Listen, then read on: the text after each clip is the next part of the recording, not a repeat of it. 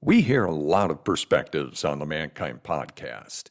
Inclusion of a guest is not an endorsement of their views, and the opinions expressed here do not always represent the mission or values of the Mankind Project USA.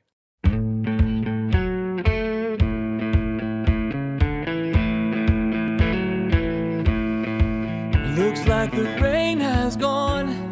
Hey, everybody, welcome back. It's Boys and Hodgson with the Mankind podcast where we're setting out to prove that there is indeed more than one way to be a man. And fanboy-ish moment happening. So, I'm on social media. I have to be for my job, right? That's the lie I tell myself. I have to be for my job so I can keep track of what's going out there.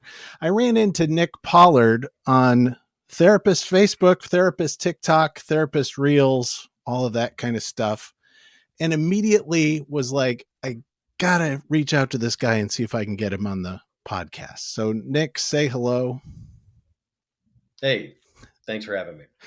Nick's the People Displeaser. He's a renowned coach specializing in people-pleasing, codependency, and addiction. We're going to touch on all of those things. With over 50 million views on social media channels, he's become a thought leader in personal growth and change. He ranks in the top 10% of coaches worldwide. Nick was born in April of 1980. He had, in his own words, less than ideal childhood. His father was an alcoholic, workaholic, sex abuser. The latter would later push Nick to his psychological end, which landed him in a hospital in 2009. After that, Nick struggled mightily to hold his life together, but could not, or so he felt, battle the mounting demons, and he turned to drugs and alcohol to solve his problems. And of course, it did not solve his problems. And roughly 9 years later, he knew he had to make a change. He willingly checked himself into rehab, and the People Displeaser was born. Since then, Nick's traveled the world, learning and helping others and communicating his journey.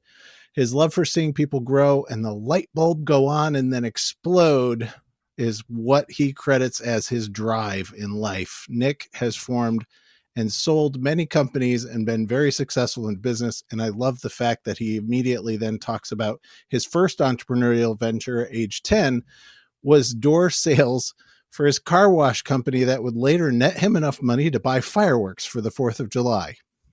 Quote, my parents said we did not have any money. I knew that was a lie, but I went anyway. I have made my own money since. If you ask Nick what he feels the key to success is, he will say, do the work. It's not fashionable or even slightly pretty. Just do the work. He enjoys walking on the beach. If you have seen any piece of social media from Nick, you know that he enjoys walking. Working out and traveling, he spends his time with his two cats, Azula and Zuko, and reads and works when he is not on the road. Nick, so psyched. What's the work?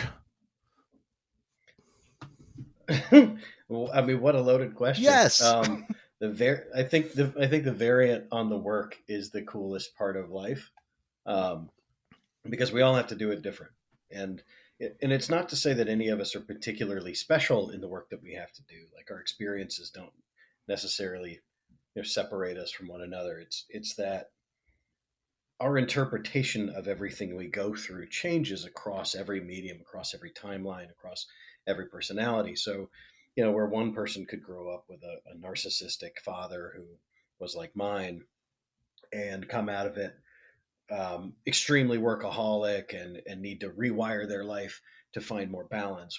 In my world, it was I had to rewire my life to find more joy. And I think the work is exactly what you think it is, and that's the problem. Like, if I say to somebody, what do you need to do to change your life? They're going to tell me. Like, they'll outline it for me. I'll be like, fuck are you talking to me for? Like, why are you on my phone? Like, you're about to pay me an exorbitant amount of money for me to tell you to do the shit you need to do, right? And like, I didn't have a coach. I like 2 years ago, 4 years ago, I was living in my mother's basement. I'm not kidding. Like, I just got out of rehab. I had $0 in my bank account. I had $70,000 in debt. I had just bankrupted a company. like I was in rough shape. That was only 4 years ago. Now I have my own apartment. I live in Southern California. I travel the world. I do whatever the hell I want. Like life is pretty good. And I was in, but I did the work, right? It was like, okay, what is required of me to, if I want to not do this anymore, what's required to get to the next step? Which was like, for me, it was, how do I get out of my mom's basement? Hmm. That was the first step. It's like, okay, well, I could go to maybe I could do like sober living, right? Because it was cheap and it was, it's kind of a pain in the ass, but it was like better than living with my mother. So I'm like, okay, so I'm going to move into sober living. That was like a few $100 a month. And then the next thing was like, okay, I'm tired of this shit. I'm like, how do I move on to the next thing? So let me get back into my own apartment. How do I do that? Well, then I took a sales job because I've been a salesman my whole life. I'm like, okay, how do I do that? Well, all right, well, now I got to figure out how to sell this product. And I went and I did that, right? But it's too many people see the work and they go, okay, what's the end result I want? They look for that end goal rather than breaking it down into the bite-sized pieces. And I think that's where coaching and development and real thought comes, is like, it's not like, what do I need to do to be a billionaire? What do I need to do to be like, make 10 grand? What do I need to do to make like 50 grand? What's next? What's the next thing I need to do? And that's the work, is breaking it into like, I know the big thing I want. Right now, how do I do that in a timeline that's actually that's accessible, right? And most people screw that up too, where they like, I'm gonna be a millionaire tomorrow. Like I read a study that said 78% of kids graduating high school think they'll be a millionaire by the time they're 25. That's fucking absurd. No, you're not. No, you're not. I don't care what Andrew Tate says to you. Yeah. I don't care what Jeremy Waller says to you. I don't care. Ask Alex Hermosi. He'll tell you it's not going to happen. Right. Right. Your 20s are about screwing your life up. I need you to do that so I know how to be 30. Right. But doing the work is all about patience, and it's all about understanding timelines and the passage of time. And that sounds so easy, right? And then I'll try and speak in I statements as much as possible. And then I fuck it up with all of my beliefs, and I fuck it up with all of the phobias and all of my neuroses and all that other stuff. And that's why I think I've really liked getting into listening to you speak in 2-minute intervals, if that. Is because you debunk all of that stuff. It's just like, yeah, that's great, but what are you doing now? What's next? Right. Well, and to clarify a bit, I didn't say it was easy. Yes. I said it was simple. There is massive simplicity in growth, right? But we complicate it with our own neuroses and all those things, right? So we take what is very simple and make it complicated, which then makes it hard, right? It's bad enough that it's simple and hard. Just make it less complicated and hard. Right? So, does that make any sense? Yes, it does. And it's a scale question, right? And that kind of goes back to how you started us out. It's like, make it simple and less hard by scaling it to the next minimum viable product, right? If we're talking sales language, right? Sure. Who am I as my next minimum viable product? Right. Who do I want to be? Next step. Talk about what it took for you to get to the bottom where you were willing to start looking at these questions.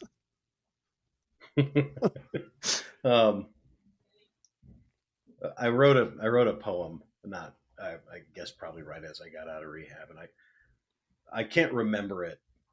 I have it somewhere, but it was about a friend of mine. She knows who she is, and if she's listening, she knows I'm talking about her. But we had spent the night together, and I would say lovers was a great word for that. I think I loved her then, and she loved me too. But it was kind of one of those romantic moments where I woke up, and my days at that point, like I would get out of bed when my eyes opened. And that day I woke up and she was laying next to me and I was shaking. And she said, "You look like you need a drink." And I said, "I probably do." And she handed me a bottle and I took a drink and the shakes went away. And she said, "You okay?" And I went, "No, honey, I'm really sick." And she said, "I know." And she was sick too. She didn't admit it, but she was sick too. And she asked me what I was going to do. And I said, I'm going to go to the bar. That's what I did every morning. I woke up at 9. If I woke up when the bar was open, I went to the bar. It was open, so kind of put on my clothes and I took a shower, and my skin felt gross, and it always did when I drank like that. And I was greasy, and it probably smelled bad, and I just wasn't in good health, right? And stumbled my way to the bar down on Larimer Street in downtown Denver. And I sat at the bar stool where I always sat, and I ordered the things I always ordered. And I'll never forget it. I was looking down, kind of navel gazing at that point, Yeah. like feeling sorry for myself.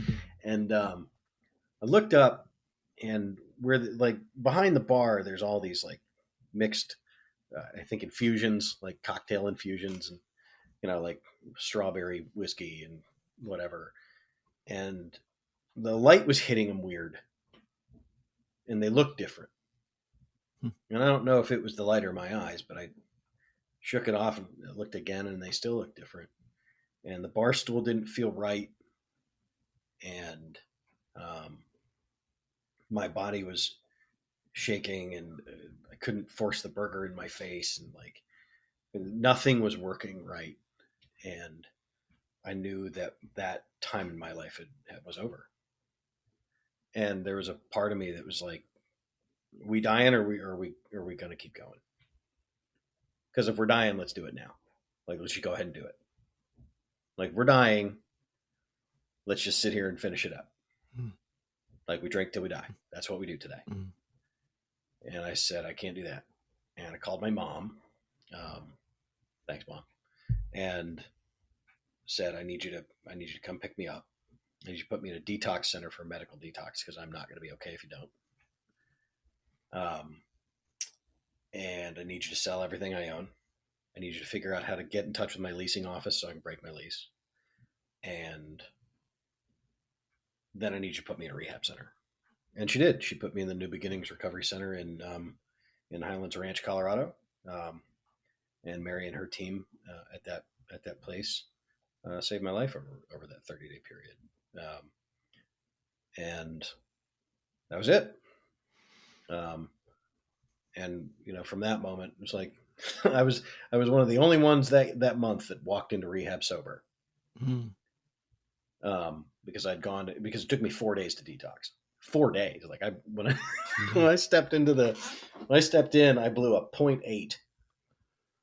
So the legal limit is 0.08. Yeah. So I was, more booze than man. They actually asked my mother, how is he still talking? And she said, I haven't the foggiest damn clue. And then went and I laid down in that scary detox center filled with homeless people and drunks, and detoxed for 3 days. And they gave me Ativan and all the things to keep my blood from boiling, I guess, or whatever happens to you. But, I hallucinated my way through it. That's not a joke.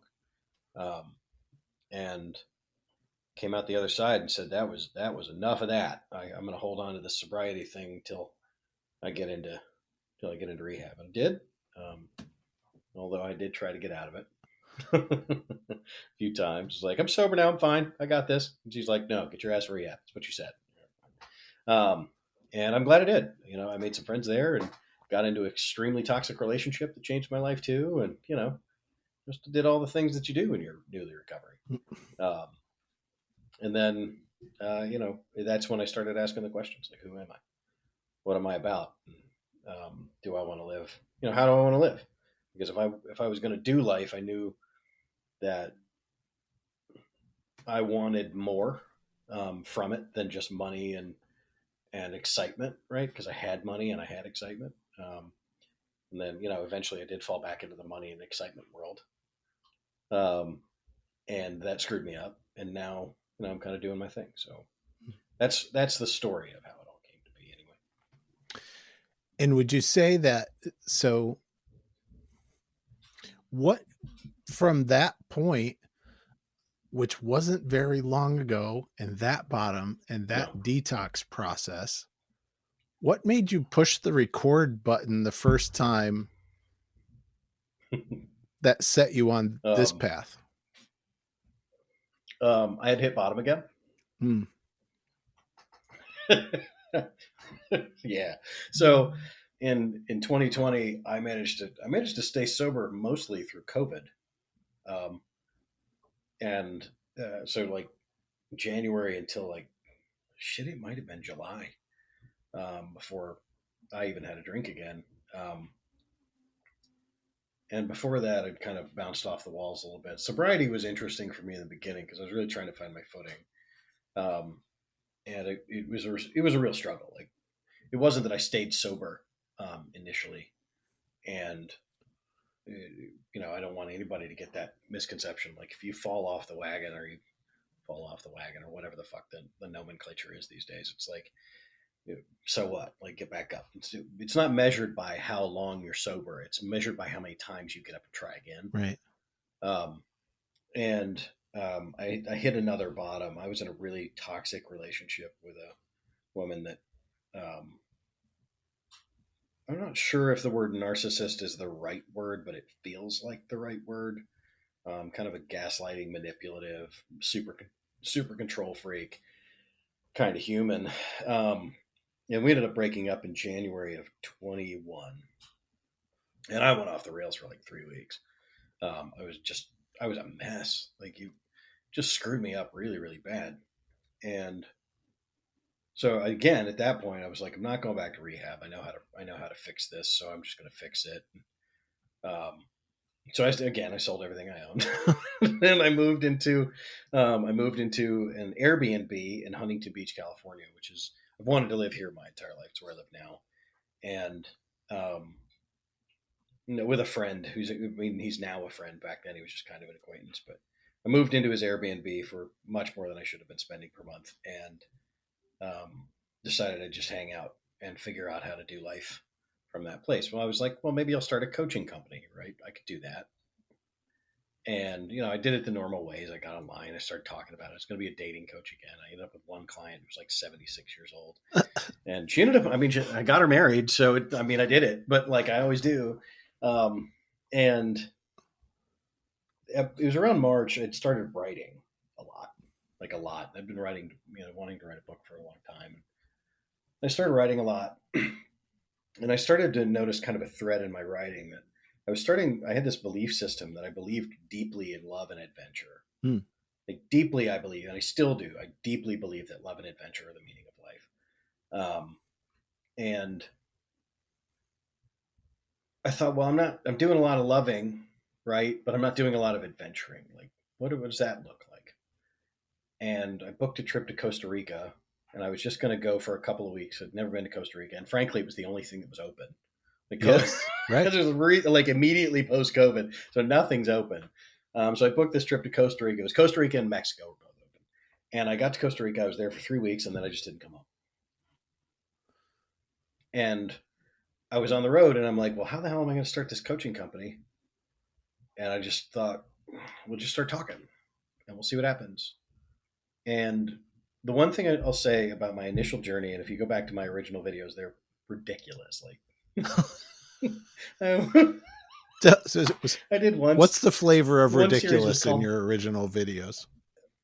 One series was called Just the Tip with Coach Nick. Oh, goodness. Okay. I had my daily meditations that were like, fuck yourself. It's going to be fine. It's like trying to find my voice for months. And then I hired my own coach for, I think at the point he was 18. He was a TikTok coach. He was like, your videos suck and here's why. And it was like $35. And I took his coaching and I started to talk more, fluidly and record a little better and edit a little better. And it's just gotten, slightly better. It's only slightly better over time. Like, it's probably 5% better than it was, but that's a lot.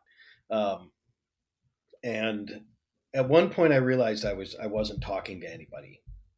There was a weird moment. I was in South Florida on a coaching gig, and I kept landing like these little mini, like the universe kept serving me up pathways, which has a tendency to do with me. And so it serves me up this pathway. It was like, okay, go to South Florida.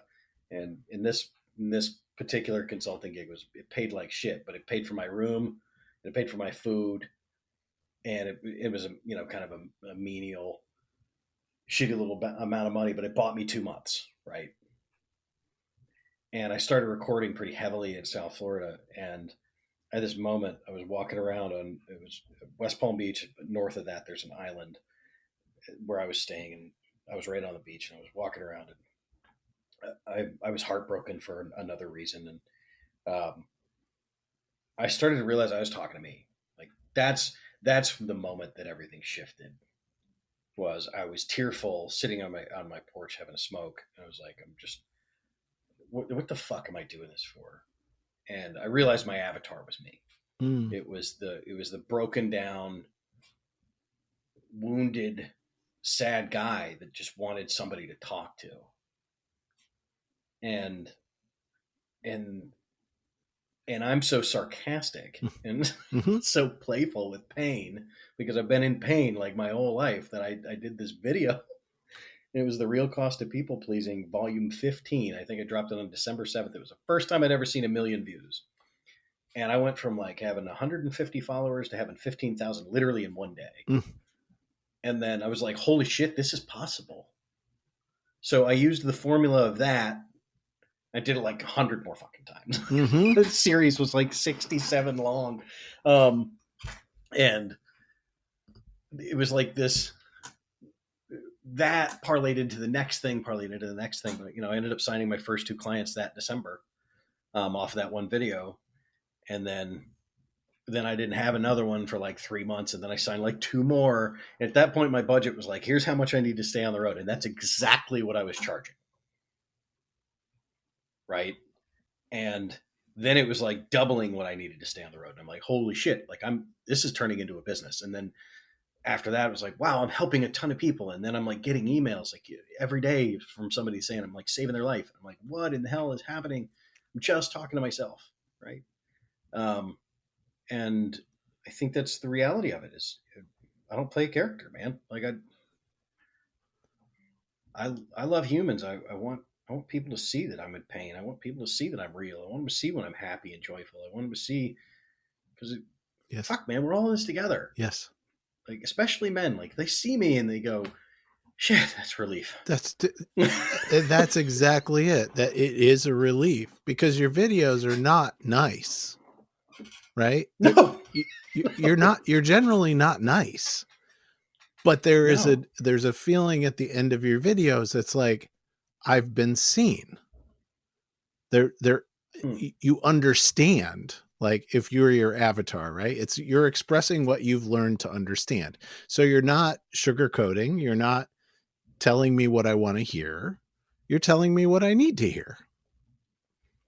Despite myself. Yeah. Very often I'm telling me what you need to hear. Yes. So what are some of the true costs? So people who are listening to this may not know any of these true costs. What are some of the costs of people pleasing? Oh my God. Well, this will make me unpopular. You're going to get comments. So, brace yourself. Here I am. People pleasing isn't much more than being a liar. So think of the cost of being a liar and you're going to know the costs of people pleasing. Right? You devalue your integrity. Your yes means nothing. You never show up for your commitments. You disrespect yourself. You put everyone first, but you. There's no space in a liar's life. There's no space for them,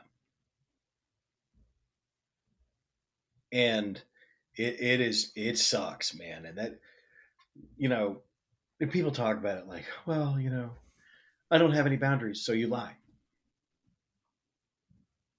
Because you do have boundaries. Everyone has boundaries. You choose not to stand up for yourself because you're afraid. And that fear causes you to be dishonest. Dishonesty almost universally, unless you're a psychopath, comes from fear. So dude, if I get on the phone with especially guys, like the people pleaser guys that I work with one-on-one, they'll say, I'm mostly honest. So you're semi-dishonest, which means you're dishonest. You can't be unless we're talking about fucking Santa Claus here and your kids, There's lines, right? And you know when you're lying. And that's the cost. The cost is, think of the cost of being a liar. And that's what it costs to be a people pleaser. People don't trust you. You can't create connections. Your friendships are all shallow. Like, you don't get invited to barbecues. Your boss kind of likes you, but you never really get promoted as fast as you want. Probably really great if you're in sales, but you never get the jobs you want.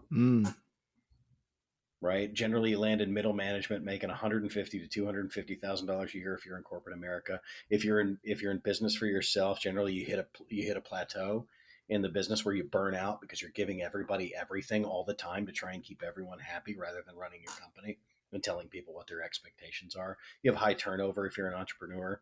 It sucks. How long does it hurt when I stop? Yeah. When you stop, how long does it hurt? Yeah. Life immediately gets worse. Immediately, but it's funny because I say that, but even that may not be fully accurate. So I recently worked with a really cool guy who admitted to me on his first call with me, like on his discovery call, he's like, "I lie my ass off, bro." And I'm like, cool. Welcome. You're in the right place. We're starting, right? At least we know what we're doing. So we started on this this 10-week path of brutal honesty. And immediately said, there has been almost no change. And I was like, interesting. I would have thought it would have been different. This was kind of a new way of doing it for me because I wanted him to really accelerate and get what he wanted. He's like, there's some lies that are coming, that I've told that I'm going to have to own up to, and those may hurt. But this initial brutal honesty has simplified my life by tens of thousands of percent. Yes. And he said, when he said that to me, I was just kind of blown away. And he says, my girlfriend said, I really appreciate how forthcoming you've been. My boss said they noticed that I was getting a lot more done. My schedule is so much easier to manage. I don't help everybody with a bunch of bullshit. He said to me at one point, he's like, I feel like I have a hobo pack full of shit that I have to do on my back all the time that has just gone away. Because rather than saying yes when somebody's like, hey, can you help me go buy a car this weekend? He goes, no, I cannot. I don't have the bandwidth for that. And then they're like, oh, okay, well, could you help me later? And he's like, sure. And what did they do? What people always did with him it was like, okay, cool. Would you follow up with me at the end of the month to remind me? And he's like, no, I will not. This is your responsibility. If you want me to help you, call me at the end of the month. He's like, a weird thing keeps happening is everybody seems to sort it out without me. So what is the second cost of being a people pleaser? The second thing you have to understand about being a people pleaser, right? It's all ego based. Yes. You're not that fucking important. Right? Men love to feel important. Right? We manufacture these stories about who we are and how special we are, and so often we aren't. We're just dudes. But we're just dudes on the bus. Yes. And ego based. What you just said. It's funny how people seem to work this shit out for themselves when I'm clear with what I will do and what I won't do, which then immediately leads to, but wait, I've set my entire life up around this sense of self-importance, because when I say I'll do things for people and they get hooked on me and then they're depending on me for blah, blah, blah, blah, blah, oftentimes emotionally reinforcing their bullshit stories that they don't want to let go of for themselves. Sure. Yeah. So to answer your question, how long is it bad after you quit? Yeah. Varies, but usually it's a short period of time, frankly. Realistically, it's actually very short. Because people, initially, you're going to feel the pain of it initially is that people will abandon you relatively quickly. When they realize you're not the yes man and the placative, guy, and you're not going to do everything everybody wants all the time, and you lose a few people, and they're people you thought were your friends. You go through this as an alcoholic too, by the way. I thought all the bartenders downtown loved me. They couldn't give a fuck whether I live or die. Right. maybe because I tipped them, but other than that, so they were missing like $20 a day between their team. I'm sure they're fine. And it's very similar in the way that, people pleasing is. People think that their yes is like super valuable. It's not. Especially if you're a pleaser, your yes means nothing because most of the time you can't deliver anyway. Because you're overcommitted. It's not that you're incapable; it's you're committed. Yeah, it's your overcommitment. Hey, Boyson. Brandon, what's happening, man? Mate, I'll tell you, little one, my daughter, she is becoming more and more her, which is amazing. I'm just eating it up. But when I don't want to eat it up is in the middle of the night, 4 a.m, when she's trying to skip naps and I've got a lot of things to do. That's when things get a little tough. So what are you leaning on? I mean, how much coffee are you drinking these days? Well, mate, you know me. I'm certainly not. I don't like the vices. You've been in the health space for a while, and I get a little bit too hooked on those things. So I'm pretty grateful that we had the folks at Magic Mind reach out to provide us and the audience some value with their Magic Mind drink solution. And dude, I can tell you, it is blowing my mind. What's it doing for you? Well, mate, I think the biggest thing is sustained energy. That's what I need. I need to have the same energy at 10 a.m. as I do need at 2 p.m. But when the energy dips and I've still got work to do and she's crawling all over me, screaming in my ear, that is when I need to be able to push through. And yeah, so I'm not getting the dips. And unlike coffee, I'm sleeping at night, which is amazing. Yes, the ingredient thing. So that's me too. I've been a coffee dude for a very long time. And when I get into these spaces where I'm just working, and I get too much into the coffee, I end up frazzled and stomach achy and jittery. What I'm seeing with Magic Mind is like, I've reduced the amount of coffee I'm actually drinking in the morning, and Magic Mind boosts the focus without all the coffee downside. I think has been really good for me. And yes, the sleep thing, man, there's some ingredients in this that have totally helped my sleep. Mm-hmm. Absolutely. Well, I mean, because you're getting the caffeine from matcha, which is an extended release caffeine as opposed to like an intense rise then dip. It's got all the fancy mushrooms that everyone's taking these days, including ashwagandha, which gives you that más fuerte kind of energy. And and fortunately for us, they've offered us a great discount that us and you, the listeners, have access to get 56% off your first subscription and 20% off a one-time purchase with the unique discount code MANKIND. So if you go to magicmind.com/mankind, you get access to this discount, and like us, you get to enjoy this sustained energy, that más fuerte energy. I can take that into a couple places. So check it out. Yeah, and I need to get my wife to stop stealing mine, which would be great. Awesome. Talk to me about, this is something else I get out of your videos around kind of storytelling, and you kind of touched on it a little bit, right? But my narratives, but my history, but my background, Mm-hmm. but my, all of those things. Right. What would you like to know? Well, I guess, they're all bullshit is Mm-hmm. it. And what do you learn when talking to people as you're doing this work? I think by the time people get to me, like if they book a call with me, they kind of know what they're going to get. I think they're usually surprised in that way, though, like because I'm actually quite empathetic and loving and caring, and I genuinely want people to win. So that surprises people. I also see through bullshit really quickly.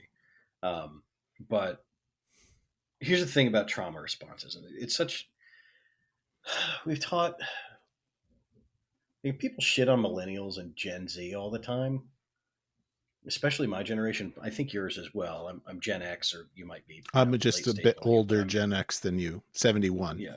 I'm in 1980, and I hit that Gen X target like barely, so I'm kind of in the middle. But we raised all these fucking. We idiots. taught them.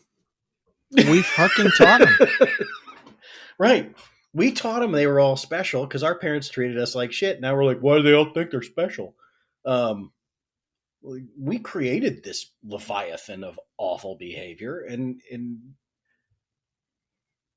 So there's that component. I'll come back to that because that wasn't your question. But the excuse monster comes from the idea that you're special.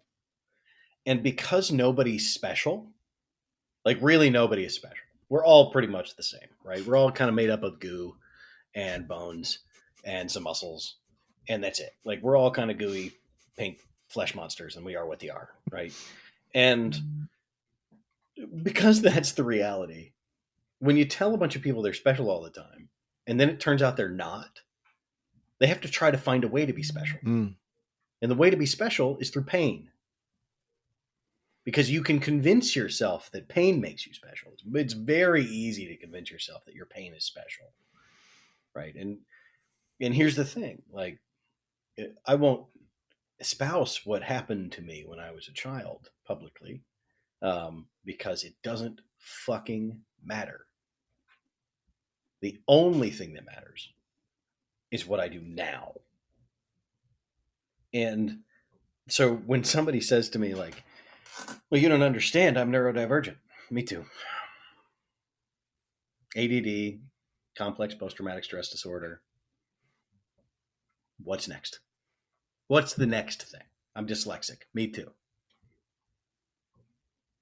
I have a sexual assault background. Me too.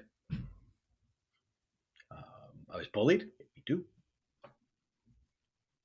What is it? Like, what is it really? The fact is, you don't fucking want to because it's hard. And you don't get to be special anymore. You don't get to buy your lies.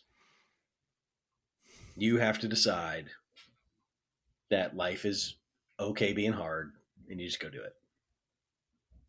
I'm not special. Like, that's the other thing, is like, I'm not any better. Yeah. Okay. The only way I knew all this shit is because I had to go to rehab to learn I wasn't special. I was in rehab with a guy who made $1 billion. Fuck are you doing in here? And he's like, I'm not special. You put a drink in front of me, I'll drink it. I'm not special. Right. Yeah. Right. Right. The answer to him for, do you want to go get drinks, was universally yes. Always. Yes, always. Always yes. Right. The answer for me was always yes. You know, I say in my videos I'm a recovered alcoholic, which means the answer for me now is mostly no and sometimes yes. Right? I got lucky. Not special. Yeah. Right? But I also healed all my traumas. I spent months and days and years healing me so I could do that well. That's brilliant. That's an excellent segue into, so I've been on this thing. What happened to you is not your fault. What happened to you is not your fault. But right now, 100% your responsibility now. 100%. Yeah. Absolutely. Yeah. So your choices are, you either clean up the mess somebody made in your life, or you leave it the way it is. You get to choose, and you get to choose. Right. Right. It's either going to be messy or it isn't. No judgment either way. My buddy says to me when he said back when I was drinking a lot, people would ask him, like, why did they have so much faith in me? And like, why do you put up, why do you tolerate Nick being around? He said, if Nick wants to drink, he has a walking excuse. Like, he has an excuse in his back pocket to be a piece of shit for the rest of his life. But he mostly chooses not to, and eventually he'll choose not to at all. Mm. That's a powerful fucking friendship, by the way. Mm. Right? That's somebody who had my back forever. That's, yeah. But talk about healing, because this is something that I've been running into in my work and in the work of the Mankind Project. And I'm going to have to get you captured on recording saying something about the Mankind Project too, because that's just legit. Trauma healing. And I've arrived at a point in some of it where I'm just looking and I'm saying, you know what? That's never going to be healed. Sure. But you can choose to interact with it in a different way. You can 100%. choose to, like, no matter what the actual facts of the matter in the case are that you have against the world, Sure. your story is the only thing that's preventing you from doing something different. That is correct. So when you say I've healed my traumas, what does that mean to you? It means that I did the work to understand myself. And I'm a really tough person to trigger these days. Because when I see one, like if I have one, I lean into it. I go right at it. And I just go sit with it. Right? I sit in those feelings and I just let them go. Right? If you ask me how to heal trauma, it's like you can't heal what other people have done. You really can't. Like those wounds are those wounds. They're going to be there, right? But you choose whether they're an open wound or whether they've sewn shut and that they've healed with a scar. Scars are fine. Everybody has scars, right? And I've got a lot of scars, man. Like I've been through some shit. I've been through some awful shit. Mm-hmm. And when I say that I've healed, it means I've just sewn up the blood. Like I'm not bleeding anymore. Like, of course, everybody hurts. Everybody, my knees are blown out. My shoulders are a wreck. I was, martial artist my whole life. It's not good. Like my body's not good. but like, do I, like my thought is it's the same. If you treat your body like you treat your emotions, right? Like I go to a doctor, he adjusts my back and my shoulder. It sucks. It hurts a little, but it feels better, and I'm able to go on with my day. Mm-hmm. Yeah, go and do likewise with your emotions. Like you make adjustments and you go on with your day. You can't, like people say, well, okay, so my knee hurts, right? Do I lay in bed forever because my knee hurts? Yeah. I don't want, I want a sandwich. And sure, DoorDash will bring it to me, but they're going to leave it at the front door. Because, COVID. So I'm going to have to get out of bed if I'm going to survive. Mm-hmm. I'm going to have to find a way. Maybe I have to ask for help. Maybe I have to pay for help. Maybe I have to just help myself. Maybe I've got to crawl to the door. But like, if it's a physical ailment, why is it that we can get past that? But we can't process our pain and trauma emotionally the same way. Never understood it. Right. And there's a move it, and you have to move it, right? Like I'm in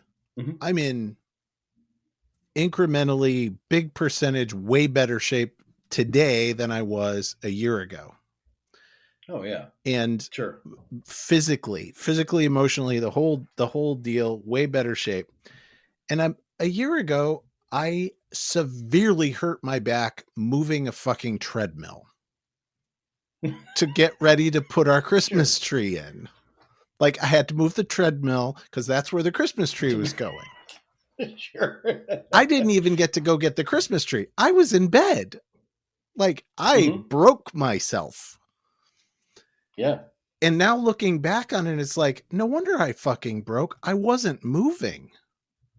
Like I wasn't going to the gym. I wasn't moving my back regularly. I wasn't flexing my feet. I wasn't working on stuff. So when I bent over to move the treadmill and I went pop, that was it, right? Today, that was that.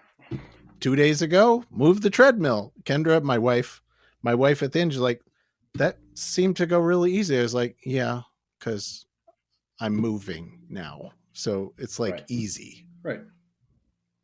Yeah. If you do the things like pick up heavy shit, and I view the emotional frame very much like muscles. Like one of my favorite exercises with my clients and my upcoming boundary boot camp too is, I like to make them say no to everything for 7 days. It sucks, man. Like, there are rules to that game. I call it the no game or the game of no, right? But it sucks. Like it's not fun. And I hate just thinking about it. oh yeah, dude, try it. It's super fun, right? It turns out to be really fun. Like first day is really tedious. Second day, feel kind of awful. Third day, you're kind of like, I enjoy this. And then by day 7, you've done so many repetitions, it doesn't make a difference. Right. So the game is you can only play for 7 days. You're only allowed to play for 7 days. After that, you don't get any credit. No points awarded after day 7. You got to say no a lot, right? But by day 7, you keep saying no anyway. And what am I going to learn from saying no for 7 days? Well, first you'll learn that there's 2 big lessons. The first is that your yes doesn't matter nearly as much as you think it does. Right? And which, kind of parlays into you're not that fucking important. Yeah. And then second, and probably more importantly, is that a no is a lot easier to come back from than a yes. Wow. Say more. So if you'd said to me, Nick, will you get on my, actually, you and I did this. I think I turned you down initially. You were like, hey, do you want to get on my podcast? And I was like, I don't really do that. And then you were like, you told me who you were. And I'm like, yeah, I do. You're going to do that. And you're like, oh, cool. Great. Right. So no to yes equals hero. Yes to no equals asshole. Nice. Okay. Yes. Right. So yes, no, chocolate starfish. No, yes, smiley face. So if your kids come to you and they're like, hey, Dad, can I have a go-kart for Christmas? And you're like, fuck no. Right? And then on Christmas Day, there's a go-kart in the living room. You a hero? Big time. Yeah. Bigger than shit, right? But like if you say, yeah, I'll get you a go-kart. And then you don't. And then they show up and they've got like a scooter with no motor on it. Well, yeah, disappointment. Yeah. Right? So it's like we forget about it until somebody points it out. Which loops me back immediately into Gen X. Here we are, teenage kids, right? A lot of us have teenage kids. Yep. And we've made ourselves assholes over and over and over by saying yes to things that we couldn't follow through on, or didn't ever intend to follow through on. Right. And now we're gaslighting manipulative narcissists to an entire generation of human beings that think pop psychology has a better idea about them than we do. And I get that. I would listen to the TikToker over me too. My kids, I was a shitty dad. I was just an awful dad. Like I really was. Like I was a drunk. And therefore I was, one of my kind of core drunk competencies was dereliction. Right. So I was a great derelict, which means I was never there for my children. I didn't go to their birthdays. I'd send a card or money. I was that guy. Right. Well, fast forward to sober me, and I go to their birthday parties, and like I fly in from California, and I got a consulting gig in Colorado, so somebody will help me fly there like once a month to see the boys. And like I put together all the pieces so I could be their dad. Right. But I'll never get to be their dad. Right. I'll be their father. That's a really good friend. But that's the price that we have paid. Right. And I think Gen X, kind of looping back into what you said, it's like, we don't want to pay the price of what we did. And you can see that in this, like one more person tells me, well, you don't know what it's like to drink from the fire hose. Motherfucker, how about I just slap you in the face? Like we drank from a water hose and we played outside and we're tough. No, we're not. No, we're not. We're still looking for mommy and daddy's acceptance, and we're still pissed off about it. That's why we haven't run for office. That's why our moms and dads are all still driving cars. That's why there's a 90-year-old as president. Like, you want to know what would inspire me for Gen X to do? Step the fuck up.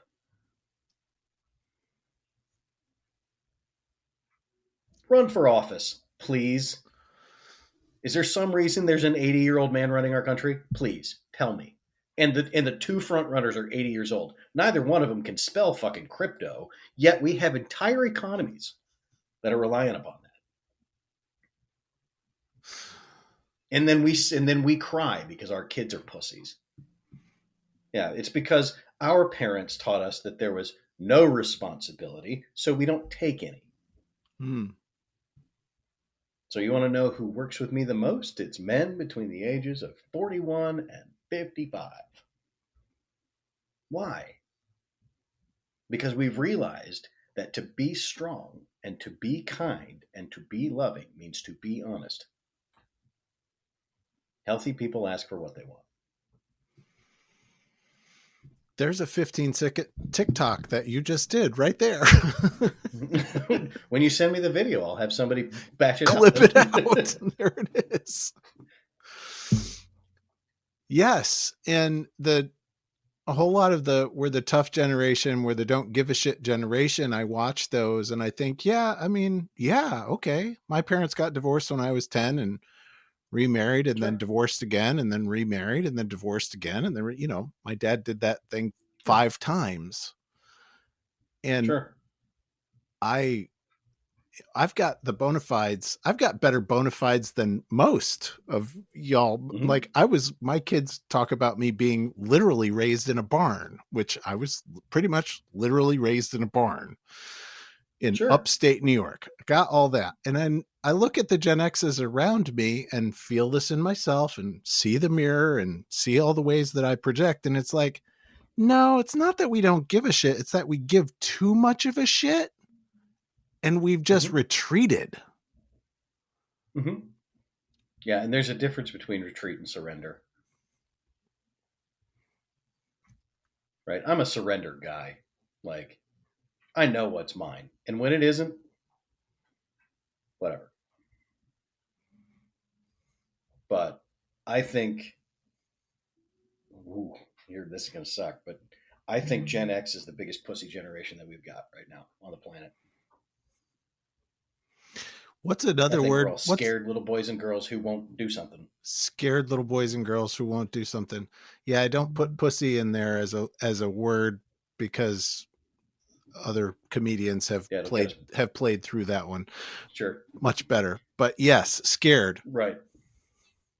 Yeah, I think we're just. Did you ever see the movie The Ref?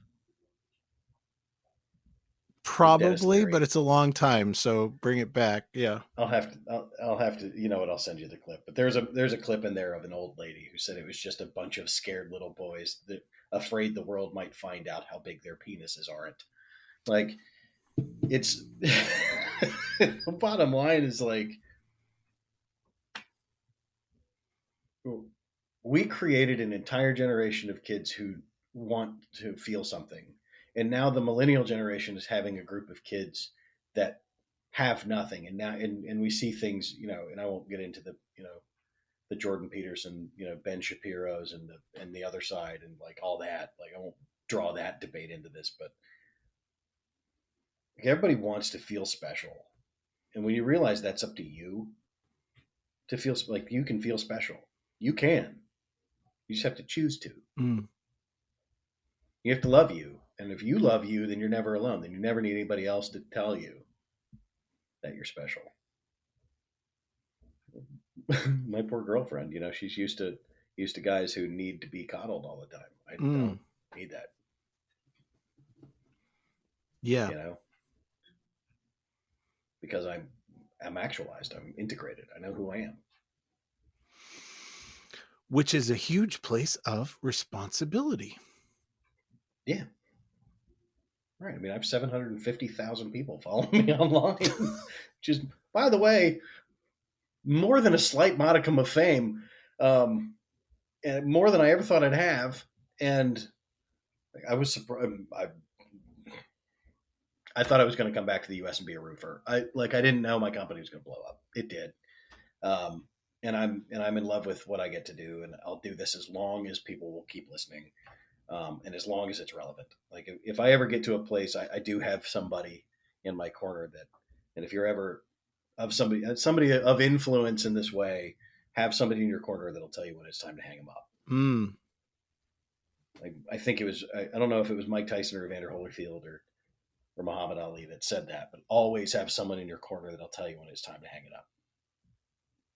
That's a great And piece of advice. Yes.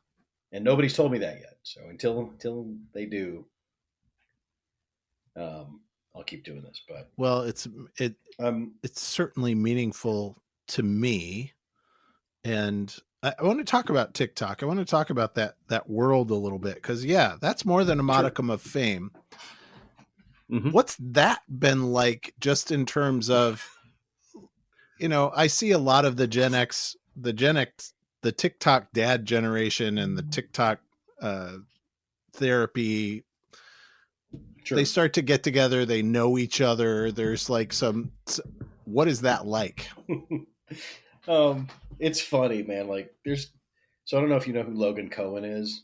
No. He's another TikToker that's bald, and he's a certified trauma therapist, and he and I occasionally get together and like talk. It's bizarre. There's another one. His name's Sven. He does badass counseling. I one day he'll get in my way, or he and I will connect, which I would love to do if he ever gets there and finds me. But I know he has a podcast too. But it's funny, dude. Like, TikTok has connected me to more people. My TikTok presence is smaller these days than my IG and my Facebook. Actually, if you look at my Meta presence is about 2/3 of my following now. So I think I've got, between those two, I'm a little over 500,000, and TikTok makes up just under 250,000. But that world was so funny. The platforms are so different, but my messaging seems to resonate on all three, and it's all the same format, which is weird. Like, nobody grows on Facebook. That was what I was told. Like, nobody grows on Facebook. I got 130,000 followers on Facebook. And if I like rank them in order of hate, which is interesting, like TikTok, 0 hate. Nobody says anything hateful to me on TikTok. Huh. It's all like, right on, brother, love you, you're badass. Right? Uh-huh. Sometimes I get the, you're sexy. Sometimes I want to marry you. Like, I get some of that funny stuff, but like, TikTok is funny that way. And because that algorithm is only shows you what you like. Yes. Right. So for me to stay relevant on TikTok, I have to keep posting different crap and kind of playing with the numbers, which is interesting because that parlays over to Instagram, which is my second. And like, it goes TikTok, no hate. Instagram, some hate. Okay. Some hate. But my following over there is just blowing up. So it's like hate equals views at Instagram, because their algorithmic base is on engagement. So the more I get people to tell me to fuck off, I didn't ask you if I can curse on your podcast, but just bleep it if you can. But yes, you can. We encourage it. So right, the more people that tell me to fuck off on Instagram, the more engagement I get. And the more engagement I get, the more the thing grows. Right. So when I did one recently that I said, overthinking, I said I was able to overcome overthinking when I realized overthinking was a myth. Yes. People are like, you're not an overthinker, you piece of shit. I loved your take on that. I loved your take on overthinking. Yes. It was so funny. But fast forward that over to Facebook. Whew, that's a hateful group of humans, man. God damn. They are mad as shit all the time. And it's like, I think it's because Facebook will let you write paragraphs, but dude, I'm convinced people are watching me on Facebook from their laptops, because it's like pages. I'll get a comment that's like this long on my computer. Wow. I have a 37-inch television or computer screen, like this long. And what is the nature? What's the nature of the hate? Oh, I don't know. I don't read them when I see them that long. I see like the first, you're wrong. Okay. Here's the, interestingly enough, it always seemed, this is something I found fascinating recently, just generationally and throughout my social media journey, is that when you love someone, it takes no effort. Hate requires explanation.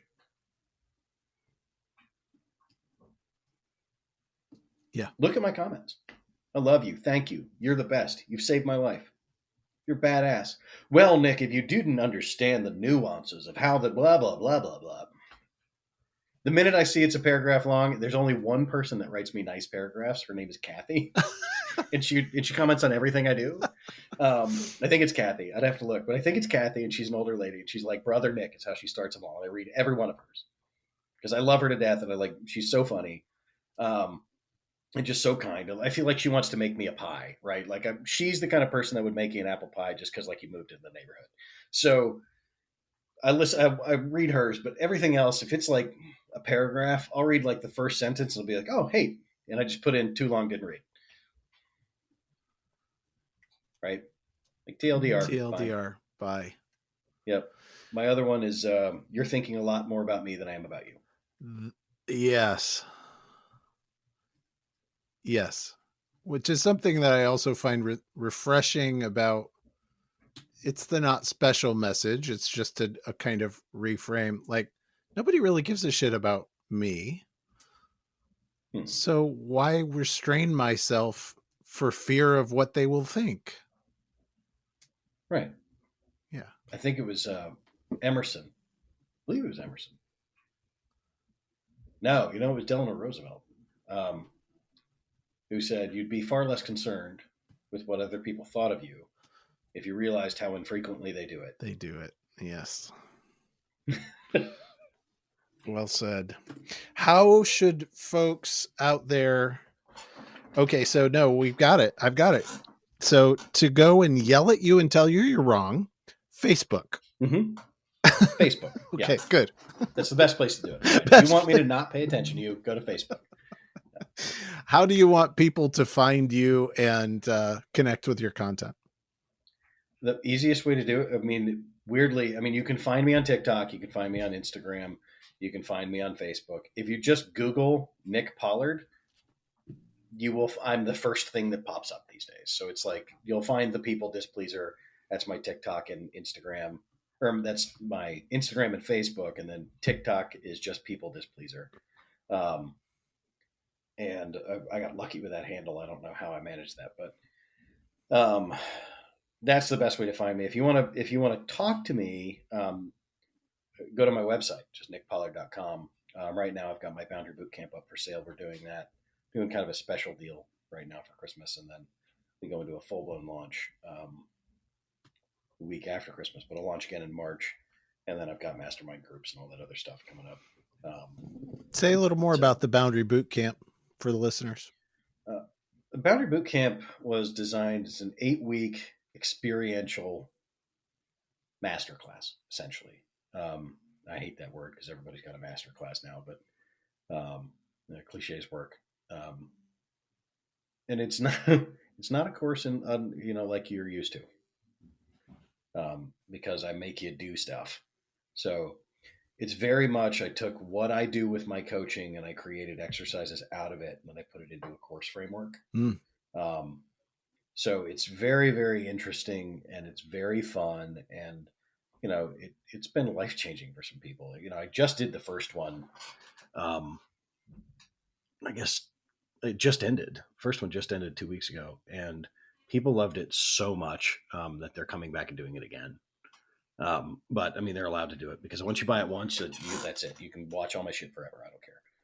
You can join the lives, you can do it all. But I'm recording it live one more time, unless I don't like these recordings either, in which case I'll record it live one more time. But I'm recording it live one more time, so this will be kind of slated as my last live recording. It'll be once a week, and then you'll hear more about my life. You'll hear more about who I am and why I do it the way I do it. But it's about learning what boundaries are and creating a bill of rights that is your living document as to how you function in the world.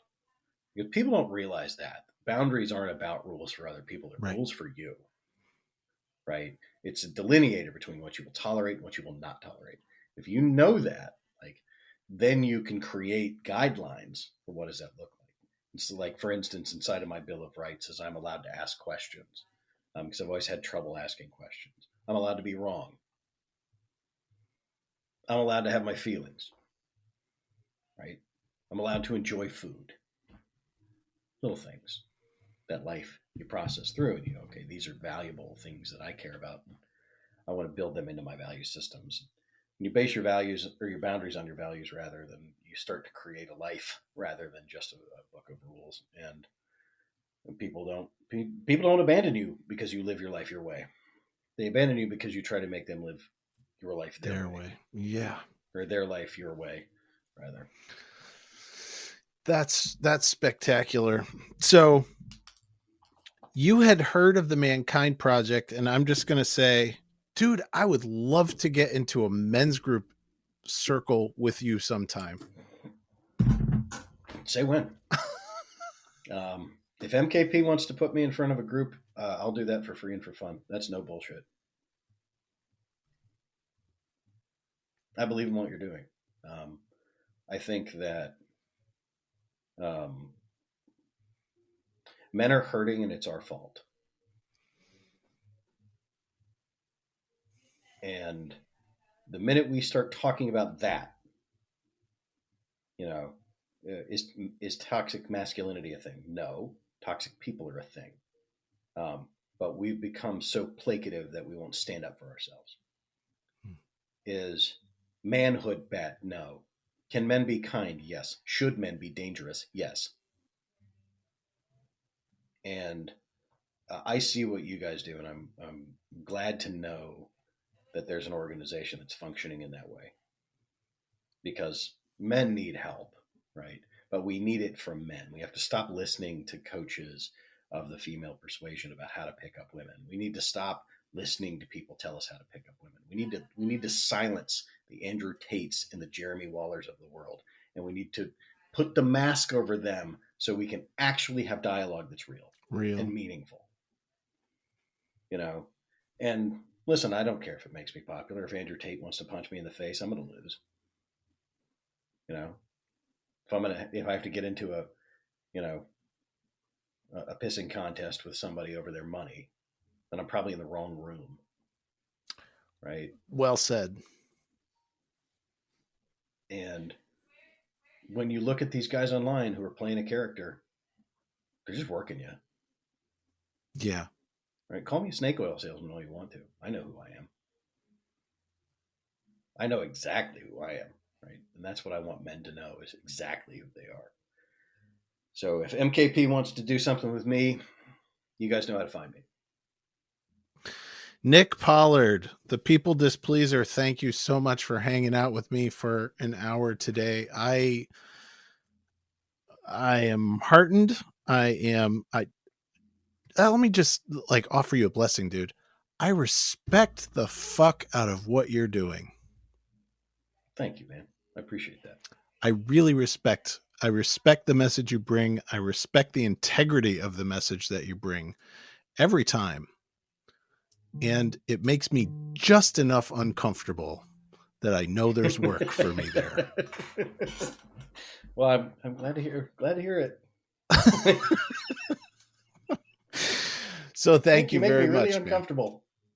Yeah, you're welcome. Uncomfortable in the right way, though, right? The cave you fear to enter holds the treasure. That's what I would want, right? I never thought that's what I would want. It's like when I write a post to myself, if I don't have a visceral reaction, I won't post it. Yes. And usually if it's something I really don't like I posted one yesterday that I was like, I didn't want to post it. I was like, nobody's going to like it. It did 100,000 views before I woke up. What the fuck? I don't know. I don't understand the algorithm. I just know that, I wrote down something that I thought was cool today, which was, when I realized it wasn't that I was incapable, I was overcommitted, I was able to change my life.